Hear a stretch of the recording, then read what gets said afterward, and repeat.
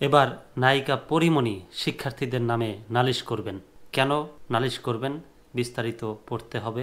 বর্তমানে সন্তানকে নিয়ে গ্রামের বাড়ি পিরোজপুরে অবস্থান করছেন হালের জনপ্রিয় চিত্রনায়িকা পরীমণি। নানা শামসুল হকের প্রথম মৃত্যুবার্ষিকী উপলক্ষে তার এই গ্রামে যাওয়া। নায়িকার সময়টা কাটছে পরিবারের সদস্যদের সঙ্গে, যার প্রমাণ মেলে তার ফেসবুকে। আজ মঙ্গলবার দুপুরে পরী তার ফেসবুকে একটা ভিডিও শেয়ার করেন, যেখানে দেখা যায় এক ঝাঁক শিক্ষার্থী তার সঙ্গে দেখা করতে এসেছেন। পরীও তাদের সঙ্গে কথা বলছেন।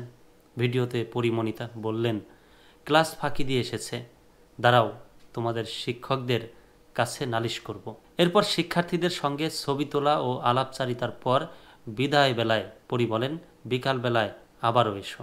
আসলে শিরোনামটা এমনভাবে দেওয়া হয়েছে যে শিক্ষার্থীদের নামে নালিশ করবেন পরীমণি। তা আমি তো অবাক, কিন্তু না, আসলে ব্যাপারটা ওইরকম না।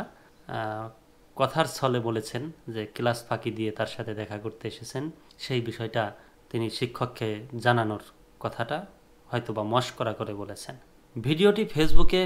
ভিডিওটি ফেসবুকে পোস্ট করে পরীমণি লিখেছেন, আমার জন্য সকাল সকাল নানুবাড়ির উঠানে একরাশ ভালোবাসার ছড়াছড়ি। কি লাগে এক জীবনে আর, আমি তোমাদেরই লোক, এই আমার পরম পাওয়া।